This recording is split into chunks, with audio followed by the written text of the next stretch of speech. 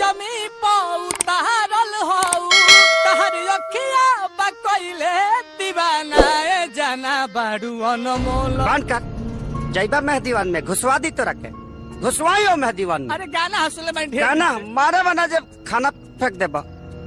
सुना कोनो सट सॉन्ग। अच्छा रुको ना आएगो आइल बा। प्यार में तहरा पिटाइल बानी घर से मिलत नइखी बाबूजी के डर से हो। हर गिरी गईनी हम तो सभा का नजर से। बस बस ओकरा के मत गया। ए भैया हर मूड काहे खराब है? बाबूजी से बात कहनी हो गई यार। अच्छा सुनो चोरकट भैया कहत रहे हैं कि विजय भैया का एडमिशन खातिर तू पैसा चोरौले बाड़ो। हाँ तो चाची से बता काहे नहीं खोदे? का बताई यार। भैया एगो बात कही कह जूता खाए वाला काम तो तू कइले बड़ो गुरु। तनी कम बोल न तो सुर के तार तारा बुझा गइल न। सुनगाओ मत हम सॉरी सॉरी सॉरी सुन